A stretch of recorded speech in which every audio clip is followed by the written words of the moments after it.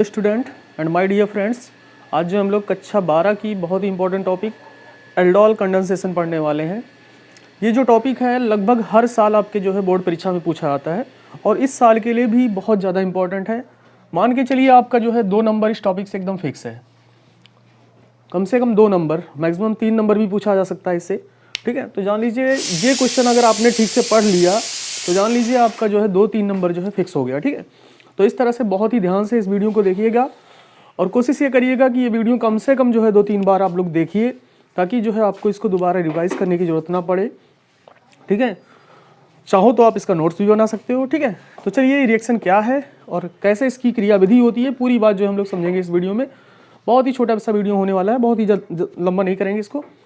देखिए इसका रिएक्शन क्या है, पहले रिएक्शन लिख दे रहे हैं जो आपके एनसीईआरटी के बुक में दिया हुआ है, एल्डोल कंडेंसेशन का रिएक्शन। तो इसमें हम लोग 2 मोल कोई अल्फा हाइड्रोजन युक्त एल्डिहाइड लेंगे। ठीक है, कीटोन भी अपक्रिया दे सकता है, कंडेंसेशन अपक्रिया। चूंकि जो है एल्डोल कंडेंसेशन के नाम से दिया हुआ है इसलिए एल्डिहाइड यहाँ पर ले रहे हैं हम। तो 2 मोल हम लोग कोई अल्फा हाइड्रोजन युक्त एल्डिहाइड लेते हैं। अब ये अल्फा हाइड्रोजन क्या है ये आपको जो है थोड़ी देर में बता रहे हैं, जब इसकी जो है मैकेनिज्म आपको हम बताएंगे। ठीक है, तो 2 मोल हमने जो है अल्फा हाइड्रोजन युक्त एल्डिहाइड ले लिया। ये जो एल्डिहाइड इसका नाम है एसिटाल्डिहाइड। इसकी क्रिया हम लोग कराते हैं डाइल्यूट NaOH के साथ। डाइल्यूट होगा ये तनु H2SO4, ये एक प्रकार से कैटालिसिस का कार्य करेगा और इसकी उपस्थिति में जो है इसको हम गर्म करते हैं तो हमें जो उत्पाद प्राप्त होता है वो ये है CH3CH double bond CH CHO plus H2O। ये जो हमें उत्पाद प्राप्त होता है। ठीक है, इस उत्पाद का नाम जो हम लोग IUPAC नाम अगर देखा जाए तो इसका नाम हो जाएगा 1 2 3 4 कार्बन की एक लंबी श्रृंखला है। चूंकि ये एल्डिहाइड है, प्रमुख क्रियात्मक समूह एल्डिहाइड है, तो इसमें जो है सफिक्स क्या जुड़ेगा, अल जुड़ेगा। तो इसका नाम हो जाएगा ब्यूट। 4 कार्बन का जो है शब्द मूल क्या होता है, ब्यूट। और दूसरे पे इन ग्रुप है तो ब्यूट 2 इन और 1 अल, ये इसका जो है IUPAC नाम हो जाएगा। इसको हम लोग जो है अल्फा कमा बीटा अनसैचुरेटेड एल्डिहाइड भी बोल सकते हैं, क्योंकि ये जो कार्बन है उसको अल्फा कार्बन बोलेंगे, क्योंकि ये प्रमुख क्रियात्मक समूह होता है हमारा और प्रमुख क्रियात्मक समूह के बगल वाला कार्बन अल्फा कार्बन और ये हमारा बीटा कार्बन। अल्फा और बीटा कार्बन से डबल बॉन्ड जुड़ा है जो कि एक असंतृप्त बंध है। आप जानते हैं डबल या ट्रिपल बॉन्ड जो होता है वो असंतृप्त बंध के अंतर्गत आता है, तो इसको हम लोग अल्फा कमा बीटा अनसैचुरेटेड एल्डिहाइड भी कह सकते हैं। अब इसकी मैकेनिज्म हम लोग शुरू करेंगे, लेकिन मैकेनिज्म शुरू करने से पहले जो है आपको हम इसका थोड़ा सा अल्फा हाइड्रोजन के बारे में बता दे रहे हैं। अल्फा हाइड्रोजन होता क्या है। ठीक है, अल्फा हाइड्रोजन देखिए उस हाइड्रोजन को कहा जाता है जो अल्फा कार्बन से जुड़ा होता है। अल्फा हाइड्रोजन हम उस हाइड्रोजन को कहते हैं जो अल्फा कार्बन से जुड़ा होता है। तो अगर अल्फा कार्बन समझना है तो हमें अल्फा हाइड्रोजन समझना है तो हमें अल्फा कार्बन के बारे में जानना होगा। तो देखिए कोई भी फंक्शनल ग्रुप जैसे CHO हो, COOH हो या OH हो, कोई भी फंक्शनल ग्रुप से जो कार्बन जुड़ा होता है डायरेक्टली, उस कार्बन को हम लोग क्या बोलते हैं, अल्फा कार्बन। तो फंक्शनल ग्रुप हमारा ये हुआ और इससे जो कार्बन जुड़ा हुआ है उसको हम लोग क्या बोलेंगे, अल्फा कार्बन। ठीक है, अब इस अल्फा कार्बन से जितने भी हाइड्रोजन जुड़े होते हैं, चाहे 3 जुड़े हों या 2 जुड़े हों, जितने भी हाइड्रोजन जुड़े हैं वो सब क्या कहलाएंगे, अल्फा हाइड्रोजन। अब अल्फा हाइड्रोजन में क्या प्रॉपर्टी होती है भाई, जो अल्फा हाइड्रोजन होते हैं वो एसिडिक नेचर के होते हैं। किस नेचर के होते हैं, एसिडिक यानी अम्लीय प्रकृति के होते हैं। बहुत ही आसानी से H+ के रूप में ये रिमूव हो जाते हैं, निकल जाते हैं।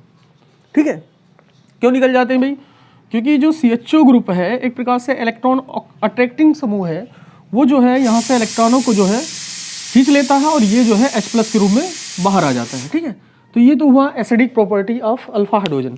तो जितने भी अल्फा हाइड्रोजन होते हैं बहुत ही एसिडिक नेचर के होते हैं, कहीं पर भी बेस देखते हैं तुरंत वो H+ के रूप में रिमूव हो जाते हैं, तुरंत वो H+ के रूप में रिमूव हो जाते हैं। ठीक है, तो इसीलिए हमने यहाँ पर बेस लिया है NaOH और ये बेस जो हमें क्या देगा, OH- देगा यानी हाइड्रोक्साइड आयन देगा और उसी हाइड्रोक्साइड आयन के साथ जो है इसका अल्फा हाइड्रोजन रिमूव हो जाएगा H2O के रूप में।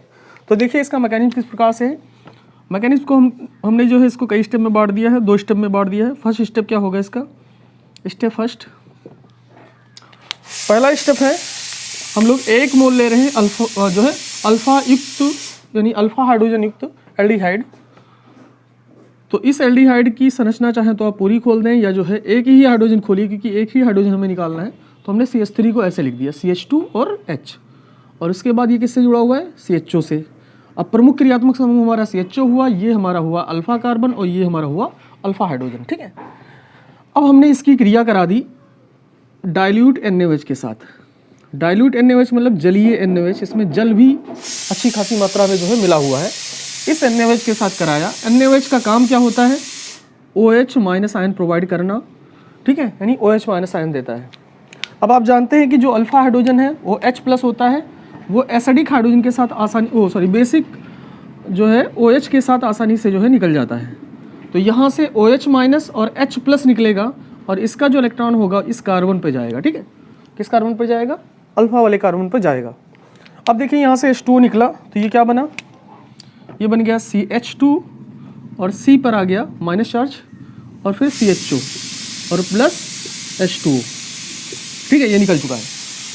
ये जो है एक प्रकार से कार्ब एनायन है, इसको हम लोग कार्बो एनायन भी बोलते हैं, या हिंदी में चाहे तो कहें कार्ब ऋणायन भी बोल सकते हैं।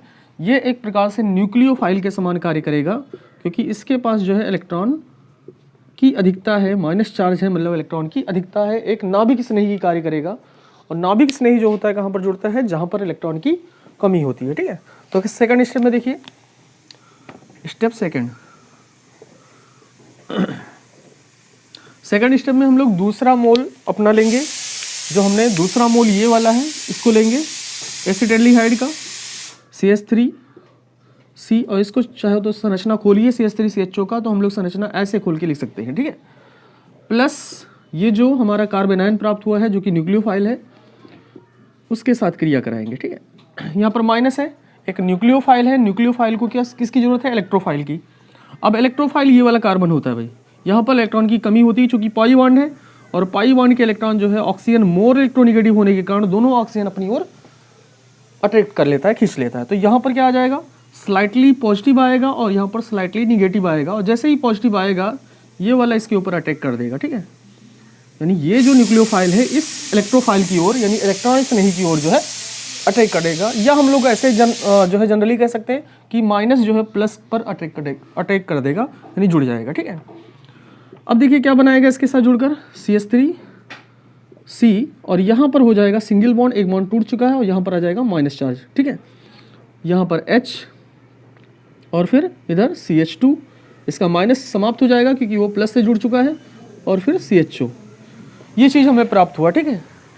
रिएक्शन यही नहीं रुको गया, चूँकि हमने जो है डाइल्यूट NaOH लिया हुआ है, तो इसमें जल की भी अच्छी खासी मात्रा है। वो जल से हमें जो है H प्लस आयन प्राप्त होगा, और ये जो H प्लस आयन है वो O माइनस के साथ जुड़ जाएगा, और क्या बना लेगा, CH3C, और यहाँ पर OH, और इस H को चाहो तो आप साथ लिख सकते हो जो नीचे लिखा था, और फिर CH2 को आप चाहो तो इस तरह से भी लिख सकते हो, एक H बाहर कर दीजिए, और फिर CHO, इस तरह से हमने लिख दिया। ये जो कंपाउंड बना, यही कंपाउंड हमारा जो है एल्डाल है। क्या है, एल्डाल। अब इसको एल्डाल क्यों कहा गया, इसका रीज़न ये है कि इसमें एल्डिहाइड भी ग्रुप है और एल्कोहल ग्रुप भी है, ठीक है। यानी एल्ड भी है, और एल्कोहल के लिए जो सफिक्स होता है आल शब्द का प्रयोग किया जाता है, तो इसलिए इसको एल्डाल कह दिया गया, ठीक है। अब उसके बाद ये रिएक्शन यहाँ तक का एल्डाल रिएक्शन हुआ। अभी इसका कंडेंसेशन भी देखना है हमें। तो कंडेंसेशन का मतलब होता है, संघनन का मतलब होता है किसी भी जटिल अणु में से या बड़े अणु में से छोटे अणु का बाहर निकलना, जैसे छोटे अणु H2O हुए, NH3 हुआ, HCl हुआ, इसका बाहर निकलना। तो अगर इसको हम हीट करेंगे तो ये अल्फा पोजीशन है, और ये हमारा बीटा पोजीशन है। ये हमारा अल्फा पोजीशन है, और ये हमारा बीटा पोजीशन है।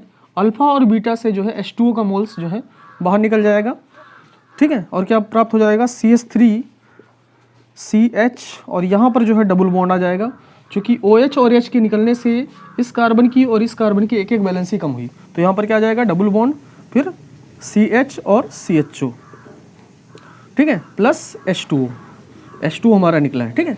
यही जो कंपाउंड है ब्यूट 2 in 1 अल है, ठीक है, ब्यूट 2 in 1 अल है, या इसको हम लोग अल्फा बीटा अनसैचुरेटेड एल्डिहाइड भी कहते हैं, इसको अनसैचुरेटेड एल्डिहाइड भी कहते हैं, ठीक है। तो इस तरह से ये एल्डाल संघनन अपक्रिया है, ठीक है। बहुत ही आसान सी अपक्रिया है। मैकेनिज्म इसका बहुत सा छोटा है, बहुत ज़्यादा बड़ा भी नहीं है।